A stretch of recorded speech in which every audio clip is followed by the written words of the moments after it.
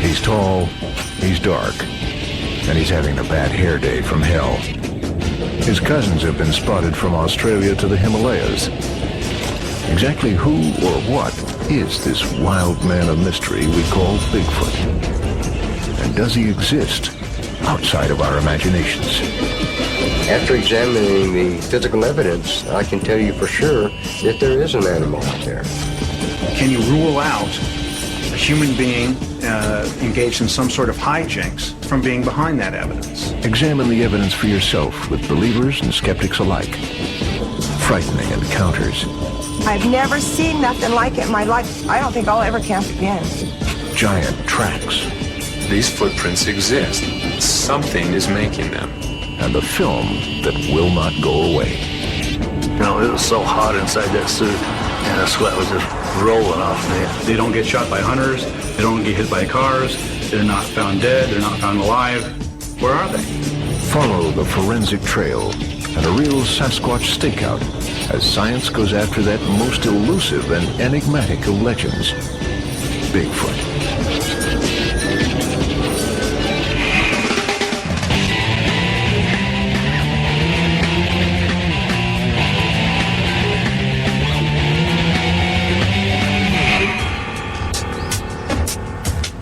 The first thing you need to know before you go looking for Bigfoot, if there's one of them out there, there must be thousands. Otherwise, they would have gone extinct long ago. But is there any reason to believe that these creatures actually exist? Every year, there are a few dozen new reports of Bigfoot encounters, many from witnesses whom you would expect to know the difference between a bear and a monster ape walking around on 2 feet. 50 years of Bigfoot tracks have been documented, a few showing what some scientists are convinced are the anatomical signatures of a large bipedal primate. Do we have pieces of evidence that people claim indicate that there's a giant hairy monster running around North America? Yes, there's evidence. There's all kinds of evidence. But the question you have to ask isn't whether there's evidence, is any of this evidence any good? I'm compelled to conclude that there's a very high probability that this creature exists. Real or myth, one thing is for certain. There's something very strange going on. Either the most important zoological discovery of our time is living in secrecy under the nose of modern science, or a whole lot of imaginative people are stalking our forests, the architects of a con that has taken on a life of its own. Our search for the truth behind Bigfoot begins in the forbidding mountains of Northern California called Six Rivers National Forest.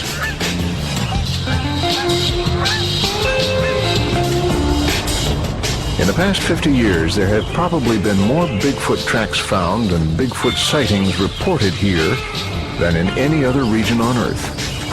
Back in 1958, some of the first tracks were discovered on a logging road construction site. The media jumped on the story, and the local term, Bigfoot, became a household word.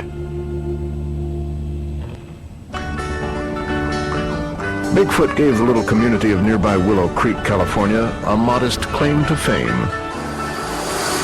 On the morning of the annual Bigfoot parade, the town turns out in force, which makes you wonder, is the local Bigfoot lore just good for business? Or do the people here really think there's more to it than that? I was here firsthand. I do believe in it. We here know the truth. The others can think whatever they want. I believe in it. Yeah, it's a true story. No, there's somebody out there. I have everyone there. Do you think Bigfoot's real?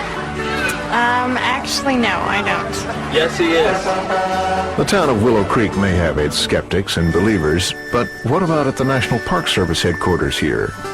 There is no official position on Bigfoot, but Ranger John McDonald has his own opinions.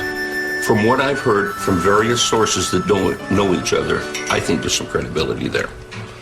And I think it's worth looking for. People do not realize is there is a lot of remote area up here, really remote. But is it remote enough? Many biologists say that a minimum breeding population of large primates would number in the thousands. Too many to escape detection. The fact of the matter is that many people have encounters or see things that fit into this profile of an upright, broad-shouldered, flat-faced, hair-covered figure. Many of them just don't talk about it. People shouldn't underestimate the emotional power of a Bigfoot sighting. All these stories and anecdotes are at their core just eyewitness testimony.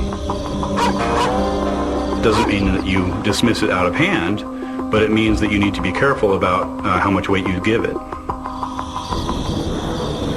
People who believe they've encountered Bigfoot agree it is a life-changing experience, even for people not prone to panic, like Highway Patrolman Richard Cale. That August day I was up there and I cut a pickup load of firewood and finished up and loaded my truck, and I just started down the hill down this logging road. I was coming around a slight left-hand bend in the road, and then I saw a very, very large thing on two legs moving quickly in an upright position. This must sound crazy. I'd say 8 or 9 feet tall. It was big. This was not a beautiful coat. This was really looked like a mess. But you could still see the muscles working under it. It was impressive. And it was gone just like that. I don't know what I saw. I know what I didn't see. I didn't see a human, and I didn't see a bear. I've seen lots of bears. It was not a bear.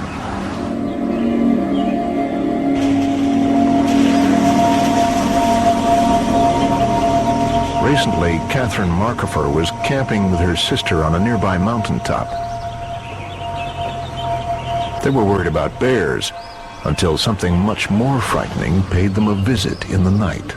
There was no one around, no one at all. My sister was a little scared, thinking a bear was going to get us. Sounds funny.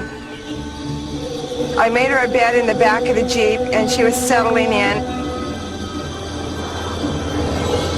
I looked out the window, and I thought I seen something and took a second look, and there was Bigfoot, as big as day. I've never seen a torso that big in my whole life. It wasn't only that it was so tall, it was the broad shoulders. I've never seen nothing like it in my life. It scared me so bad, I flew down the mountain as fast as I could go. Never in my life would I ever dream there was a Bigfoot. Many Bigfoot eyewitnesses seem like remarkably sane people, but eyewitness testimony is notoriously inaccurate, especially when people are frightened. There is recent research that has suggested that in the conditions of stress and fear, as you would expect, happens in Bigfoot sightings, that the brain actually does an even worse job of remembering what it sees. So really, eyewitness testimony is not reliable. Police detectives know this, lawyers know this, psychologists know this. There's nothing shocking about it, but the problem is that when you apply that to Bigfoot sightings, it's even less reliable. Eyewitness accounts are one thing. Eyewitnesses who conveniently, perhaps too conveniently, have a film camera with them is an entirely different thing. That was the case in 1967 when 2 cowboys and avowed Bigfoot fans went in search of the creature and apparently captured it on film. The result? A giant, hairy female in full stride who would become the poster child for the Bigfoot movement. What's the story behind this remarkable footage?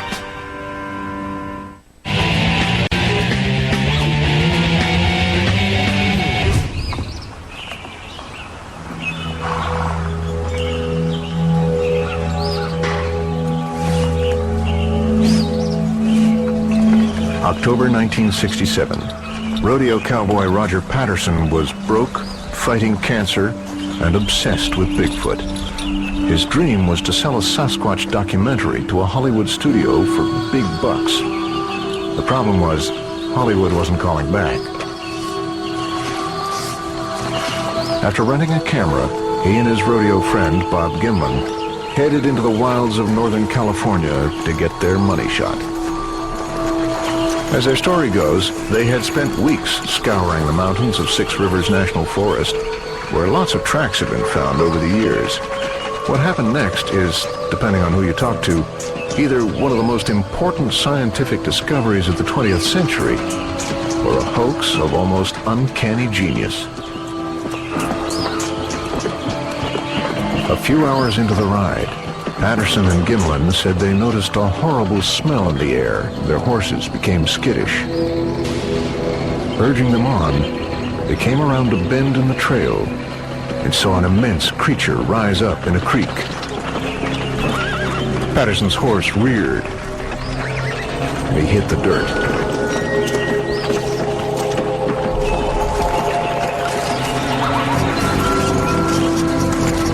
Scrambling up, he got out his camera and began to head after the creature.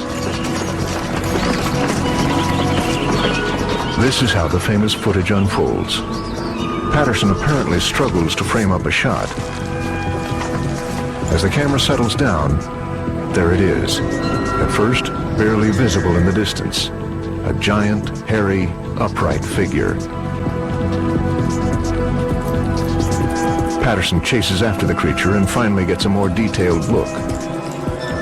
His subject, apparently a female, strides across a sandbar, then turns and looks. Here, in frame number 352, she reveals a face that many Bigfoot enthusiasts claim cannot possibly be a fake. In barely a minute, it was over. Patterson and Gimlin would make casts of the creature's tracks and unleash their evidence on the world. Roger Patterson would die of cancer in 1972, but his fleeting images refused to go away. Most scientists dismissed the film out of hand. It was clearly a guy in a suit. But enthusiasts are still obsessing over the film, frame by frame. And even established scientists like anthropologist Jeff Meldrum believe there's more here than meets the eye. To trivialize that piece of evidence as nothing more than a man in a fur suit is to diminish the significance of it, and to reveal a lack of appreciation of the sophistication of that piece of evidence. Because if it is a hoax, it's by far the most elaborate and sophisticated accomplishment that I've ever seen. We'll be dissecting the film and the tracks in greater detail later, but first we have to ask, if Bigfoot or Sasquatch exists, what on earth is it? Meldrum thinks it may be a descendant of Gigantopithecus, a giant extinct ape known only from a handful of fossils. If that's the case, then what we're dealing with is simply a parallel story of a large terrestrial hominoid, or ape, not human ancestor, but an ape ancestor, that evolved in a very similar direction as was experienced by early hominids in Africa under similar ecological conditions. So it will add a chapter which will provide interesting insights into our evolutionary history. Skeptics note that Bigfoot relatives are so widespread around the world as to point to another genesis, the human imagination. Ancient wild man legends are common to almost every wilderness on Earth. Native Americans call him Sasquatch. Australia claims the Yowie. Borneo has the Mayas. In Mongolia and Russia, there are numerous accounts of Almasty, a ferocious hominoid that some Russian scientists have suggested may be the descendants of Neanderthal. But of course, Bigfoot's most glamorous cousin and possible inspiration is the Yeti. In 1951, a reconnaissance expedition to Mount Everest found a set of mysterious tracks on a glacier at 18,000 feet.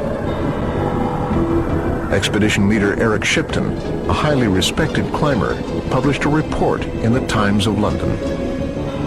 Yeti folklore was reborn as the abominable snowman, but major expeditions in search of the creature came up empty. Everest hero Sir Edmund Hillary would later come to the conclusion that the tracks were those of ordinary animals distorted by melting snow. But the beast was out of the bag. Was it this sensational news story that inspired the modern era of Bigfoot sightings in North America? To answer that, we have to get to the bottom of the Bigfoot evidence, literally. The giant footprints. Are they real or fake?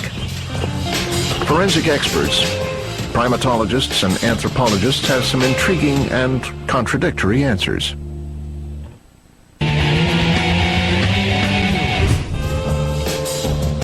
When it comes to Bigfoot, there's a lot of plaster out there.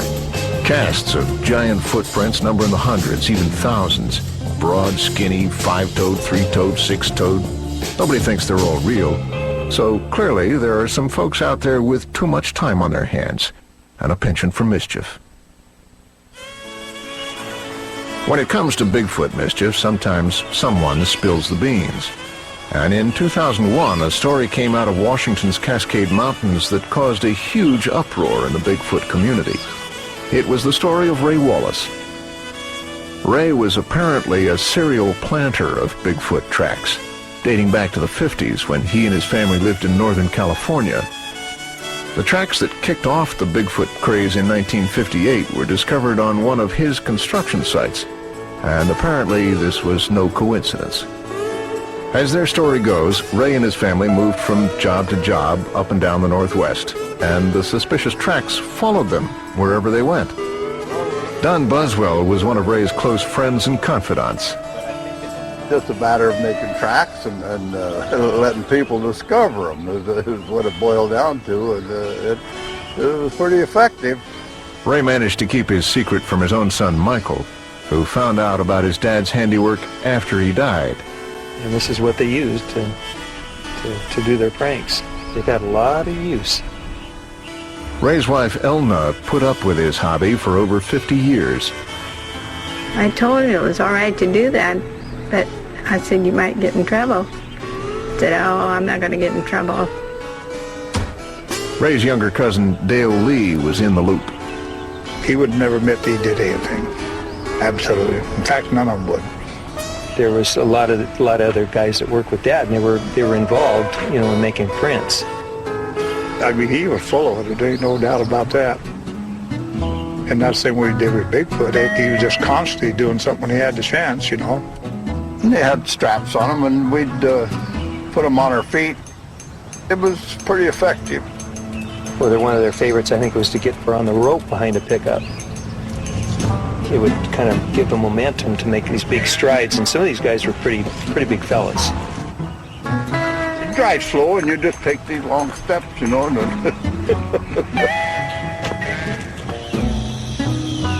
Dad had all kinds of casts. He had good ones, he had bad ones. I mean, just like any artist. He usually did it in the basement, and he'd be down there for hours. He was kind of a perfectionist, and each toe and everything had to be just so. He was developing a suit. He was working on a suit. He had Mom in one once, and she was. I said, I'm not going to put that suit on. I said, look at that hill over there. If someone come over that hill, they'll shoot me. He went as far as he could possibly go, and figured on going a lot further if he hadn't have got sick. Ray's tracks may, in fact, have kicked off the Bigfoot craze. But one hoaxer, or hundreds, do not necessarily rule out Bigfoot's existence. 2,000 miles away in Conroe, Texas, a forensic detective is on the Sasquatch case. Jimmy Chilcutt is a latent fingerprint expert with an unusual hobby. He is one of the few fingerprint specialists who is also an expert on primate prints. My job is to catch bad guys in Conroe, Texas. So I'm not out there and look for Bigfoot. But a few years ago, just for fun, he began to examine casts of Bigfoot prints. To his amazement, he found that some of the casts had dermal or friction ridges, which are like fingerprints on the bottom of the feet. For him, it was the beginning of a transformation from skeptic to believer. And I started to examine it and noticed actual friction ridges that ran lengthwise down the foot. And the dermal ridges, the texture is about twice the thickness of a human. In humans, the ridge pattern goes across the width of the foot. In this cast, they go down the side of the foot. You know, this is something that we deal with every day. And when we see a ridge pattern flow that's completely opposite of human beings, then, yeah, that is kind of shocking. Jimmy Felchuri was looking at the print of an unknown primate. It came from California in 1967. Even more surprising, Jimmy found another cast with the same ridge pattern, and it was taken hundreds of miles away in Walla Walla, Washington, 20 years later. And there was more. It had scars. And scars would be the most difficult thing to fake. Most people don't know it, but when you cut your finger below the epidermis, the friction ridges, as they heal, curl inward. And that's the same thing we have on the Walla Walla cast. You'll notice the scar and the friction ridges curling inward. And this is something that I won't say it can't be faked, but it would be very difficult, and the person faking would have to have a vast knowledge of biology and friction ridges. Chilcott's conclusion? The evidence as I've examined is proof positive to me that there is an animal out there, some sort of primate running around in the Pacific Northwest. Not so fast, says Dr. Esteban Sarmiento. This man knows his primate prints, and he's not afraid to get down and dirty to prove it. As far as the cast of the footprints of Sasquatch, what I see is there's not a lot of consistency with the prints. And that gives another reason to maybe suspect that they could be manufactured. An expert in primate anatomy, Sarmiento has spent the last 2 years in Africa chasing big apes. And he decided the only way to approach the problem of Bigfoot tracks was to see if he could fake one for himself. A footprint with dermal ridges can be faked in a number of different ways. What I did in this case is I made a mold of a Bigfoot print, and I took imprints of dermal ridges of baboons, orangutans, and humans, and I stamped them on my mold. Using this technique, Dr. Sarmiento can stamp dermal ridges in whatever direction he likes, and even scar tissue on the soles of the cast. The other thing I can do is I can make a blow-up of my own foot. He does this by making a mold of his foot in silicone and then soaking it in paint thinner. The silicone soaks up the paint thinner like a sponge, and the result is a very big foot. I don't do this every day. It's not like my job. I think it's probably reached its limit, huh? This one I soaked for about 4 hours to get from this size to this size. You have the ball of the foot here, and you can see pretty good the details of the dermal ridge, especially like right there, huh? That looks like pretty good dermal ridge there. And I can really keep this process up indefinitely. I can keep making casts of this and making it bigger and making another one and making it bigger ad infinitum. I can make one as big as this. It just would take the time and the effort, a little extra time. So even the most compelling of Bigfoot prints could be faked by someone with enough expertise and energy. But why would anyone put so much time and effort into messing with people's heads? I think the mistake that the advocates have always made is they've underestimated the ingenuity and resourcefulness of hoaxers. They assume that somebody is being dishonest or socially irresponsible, that they also must be stupid and incompetent. And I don't think that's the case at all. Some of these hoaxers are very, very creative, and scientists aren't used to looking at things this way. Skeptics and believers agree the most compelling Bigfoot tracks and sightings have been found in the American Northwest. But Bigfoot has been sighted from Florida to Alaska and just about everywhere in between, and his personality seems to change from place to place. So we're on our way to the bayous of Texas in search of a different kind of Bigfoot, one with a really bad attitude. He's also the target of a kill mission for the sake of conservation, Texas style.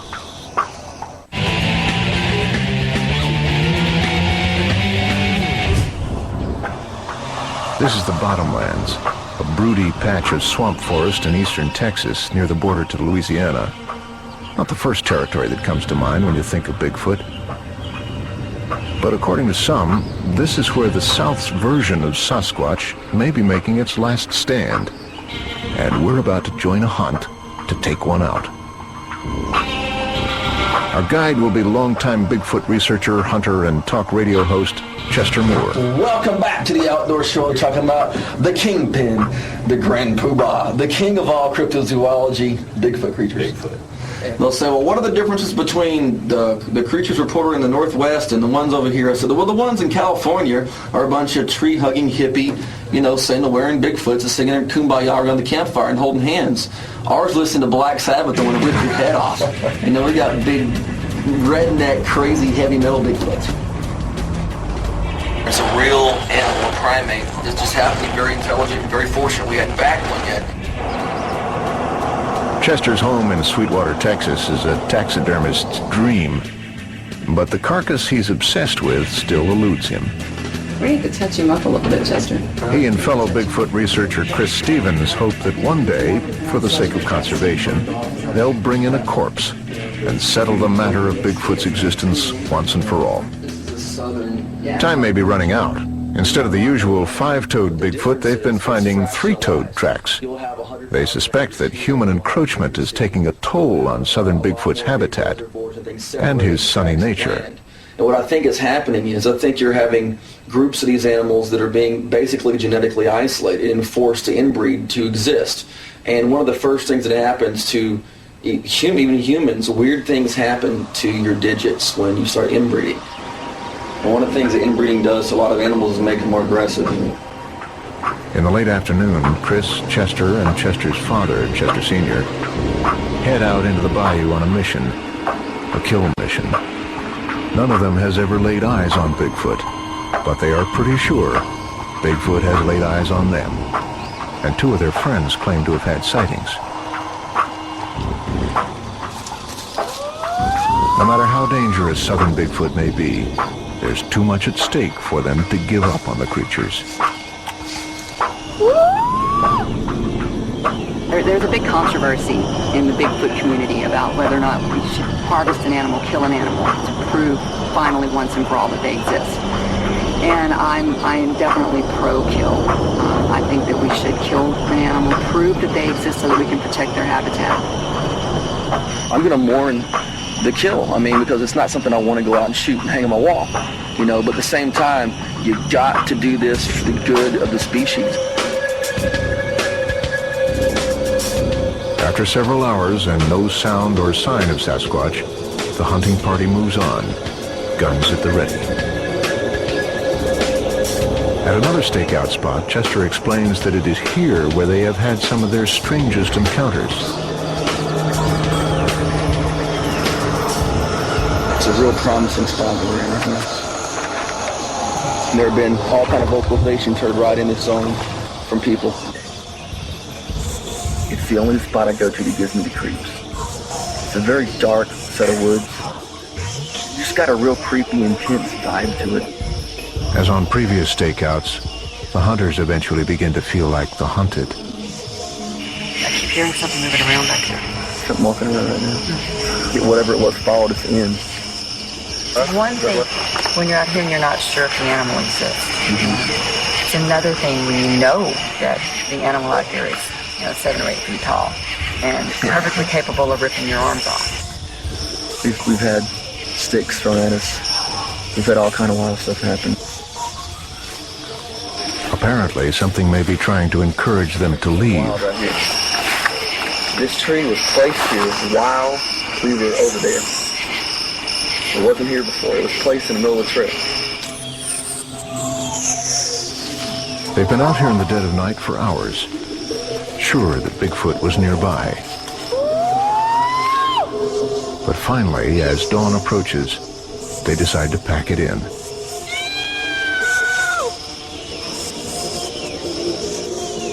Bigfoot neglected to show himself on this trip, perhaps not realizing that by sacrificing himself he could save his species.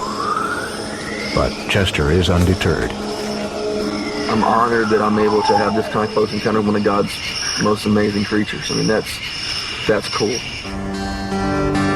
From Northwest's hippie Bigfoots to Texan killer Bigfoots, We now travel to Tennessee, where Bigfoot can be positively neighborly. The fact that Bigfoot takes on a different persona depending on what region you're from is actually to be expected, because if Bigfoot is in fact more of a social construct than a real creature, that would explain why. Here in the Smoky Mountains, a southern Bigfoot clan seems to be making another stand in the life and heart of Janice Carter. She claims to have grown up with an entire colony of Bigfoots who started visiting her grandfather 60 years ago. It may sound like a tabloid story, but her guest, Russian researcher Igor Burtsev, thinks she's the real deal. 50 years ago, Igor was among the investigators who dug up and studied the remains of Quit, a supposed half-breed, son of a Russian Bigfoot mother and a human father. When he heard about Janice, he had to come to America to investigate. It was so exciting that we could not ignore this, because now we understand that she is a unique woman. She is only expert in the world who knows so much things about these creatures. She is like Jane Goodall for the chimpanzee. She was here in 99. And she... Janice's Bigfoot family is apparently so large that Igor is having trouble keeping them straight. Has no any children. He's trying to map out a genealogy. But now Shay is Nikki's son. Nikki had Shay. Janice claims that she's known Fox, the colony's patriarch, since she was 4. I don't see how he could be Fox's son. And Fox is black and has black skin. And how... Because her story has been greeted with skepticism, even within the Bigfoot community, Janice has been trying to gather evidence, but it is difficult. She says that Fox and the others are extremely camera shy. Apparently, she did gather some hair samples, which she got from Fox, much to his surprise, when he came to her door. March the 23rd of this year, he knocked on the door here, and he wanted garlic. They use garlic to keep mosquitoes and bugs off of them, and also I guess it's good for fleas and stuff too. But anyhow, he asked for garlic, and I asked him if he wanted powdered garlic, and he said no, he wanted the clove, and I happened to have some. Does he speak English? He speaks English, yes. What's his voice sound like? Very deep and gurgler. It's like, for him to say hello, it's like, ow. So he's up here. He reached out his hand, still had it like this, reached up, went to put the garlic in his hand and reached up to this and pulled hair out of his wrist. His eyes got really big. And I'm standing here like this, and he said, thank you. Went down the bank and said, okay, we got it. Because Janice recalls endlessly watching the Bigfoot family in the wild, she's become Igor's key to understanding how the animal survives. Spent more time in the trees watching them than I did playing or doing anything. I was out from daylight to dark and just sitting up in the trees listening and watching. Janice claims to have witnessed the Bigfoot clan hunting on many occasions. They hunt in relays. The first one will run the deer toward that one, and that one will run it out in the open. They're faster on all fours than what they are on 2 feet. We clocked hogs at 45 miles an hour on all fours. Igor offers to reenact the Bigfoot takedown technique. The one that initiates the kill then starts chasing the deer.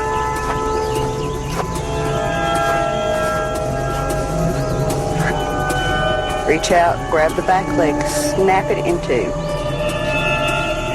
Reach up with the other hand under the chin, and push and force the head back until the neck breaks.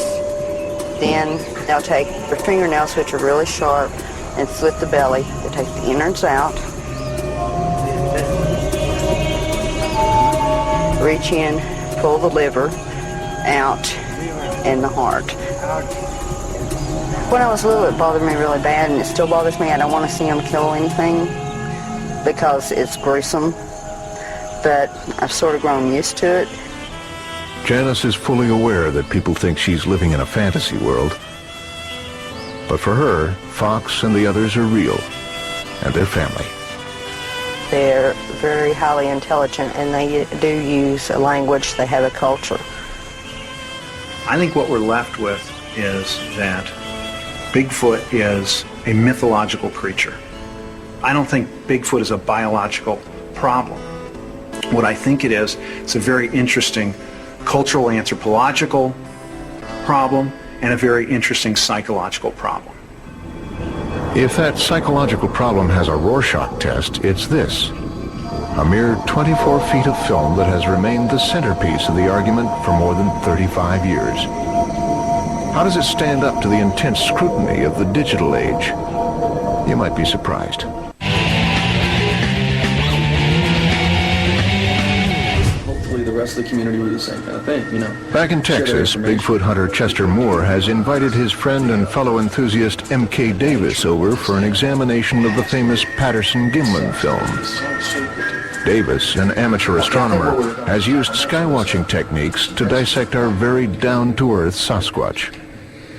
Basically, technology has caught up with this film. This is a digital world, and you're able to do wonderful things through digital analysis. There you see it blinking its eye, and you see a scar on the forehead actually going up and down as well as the eye blinking. That's not consistent with a stiff, rigid rubber costume. Not at all. It's only 2 frames apart, and you're looking at that kind of movement there, you're looking at something that's extremely dynamic. Of course, I've got the head stabilized, and that makes all this facial movement very easy to see. When it's proven and the body's brought in, it's going to be looked at as the most important biological film ever. I mean, I really believe that. Dr. Jeff Meldrum appreciates MK's enthusiasm for the subject, but suspects he might be reading a little too much into film grain. Still, his reading of the film leads him to the same conclusion. This is just not consistent with a hoax. With a distinctive, I can go on to name muscle group after muscle group that are evident, clearly evident, even given the limited resolution of the film. Here's a very clear shot of a frame that was enlarged when the film subject was still fairly close to Patterson. And so it affords us an exceptional view of some of the details of the anatomy. We can see the major muscle groups such as the gluteus muscles. You can see the shoulder blades, and in the film in motion see the movement of the shoulder blades as the arms swing, as they glide beneath the skin. Another anatomical detail that can be determined in the film is the ratio of the respective limb lengths. And that's well outside the range of human variation. According to Meldrum's calculations, the limb proportions are all wrong for a human in a suit. The arms are nearly as long as the legs. All of these details, along with the consistency of the film with the tracks cast at the scene, make Meldrum wonder how it could possibly be a fake. But when it comes to this bit of film, even in the scientific arena, it seems details are often in the eye of the beholder. Go.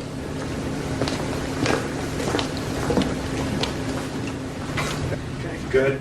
So far, ready to speak. Dr. Daniel Schmidt is an expert in using video analysis to understand animal locomotion. Dr. David Daegling, the one wired for motion, is an anthropologist. Go ahead. All right. Together, they've scrutinized the Patterson-Gimlin film, and for them, it comes up short. It's not a good piece of wildlife photography. It's an absolutely terrible piece of scientific imagery. The subject on the film always occupies a very, very small part of the frame. You've actually got to blow the image up. And when you blow the image up, that image quality is going to deteriorate. The problem is the video's too difficult. You can't identify where the elbows are on that animal, or the wrists, or the shoulder, even worse, or the hip. It is virtually useless in determining specific anatomy. From this film, you can identify that there is an upright walking biped in that film that has arms and legs. In terms of the limb ratios, the speed, the stride length, nothing can be determined from that film. There's not enough data in it. And to make claims otherwise isn't scientifically valid.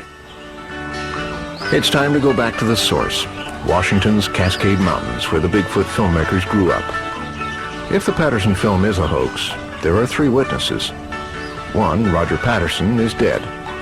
The second, Bob Gimlin, isn't talking. So the question is, what about the guy in the suit? Several people have come forward over the years to claim that particular honor. We're here to meet Bob Hieronymus, who as a young man used to ride with Patterson and Gimlin. Bob claims that back in '67, he was the guy who strode across Bluff Creek in Patterson's Bigfoot suit. Around here, there are a lot of people who will back Bob's story up. And, well, there's that walk. People say I walk like Bigfoot anyway. To his friends, Bob's Bigfoot role is old news. I've heard a lot of people say, can you believe that old Bob was really Bigfoot? That was a lot of people say that, Bob says his secret wasn't much of a secret around here. My biggest concern always was that somebody's going to shoot you, That was my big concern wearing the suit. That was my big concern all the time. Everybody around here, after a few years knew that was me. Oh, yeah. We knew it. We all everybody just kind of kept it quiet. According to Bob, Roger Patterson approached him in the fall of 1967 with an offer that was too good to pass up. He wanted a pretty good sized guy, somebody that they could trust to wear this Bigfoot suit. They said that we'll pay you $1,000 and it'll only take about 10 minutes.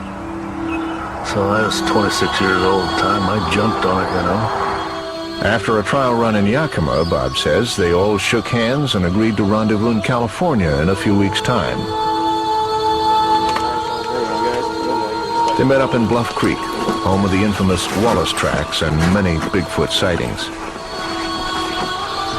The next morning we got up and they made coffee and saddled up the horses, put the Bigfoot suit on the back of one of the horses.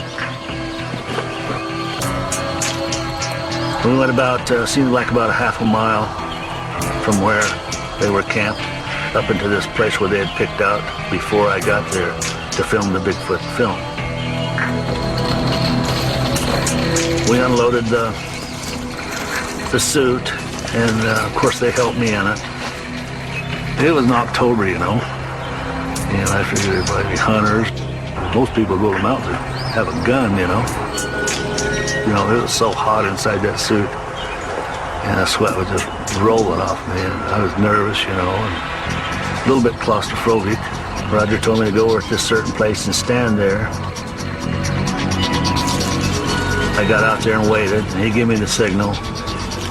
He was sitting on one of my horse that he took down there, and so he took the camera and kind of went like that. As you can see, the film was shaky. I started walking out across there, and I walked, I don't know how many yards it was, and I turned, the old Bigfoot looked at him and went on. All this time, waiting for a bullet to crack through my butt.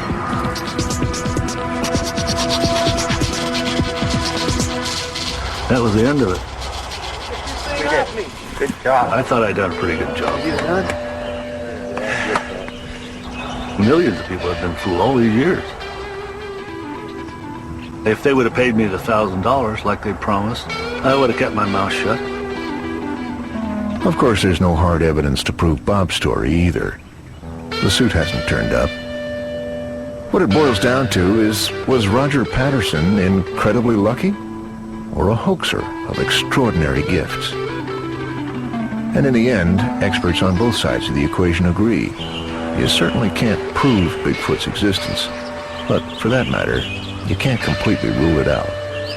The bottom line is simply this: these footprints exist, these casts exist, something is making them. I've come to the conclusion that we're simply dealing with a great ape. There's a very strong will to believe, and I think part of it is people don't want the mystery solved.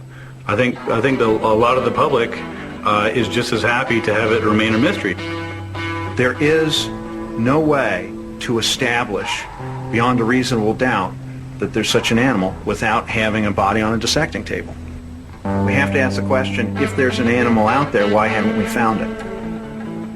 I don't see anything that is going to encourage me to quit my day job to go looking for these hairy giants.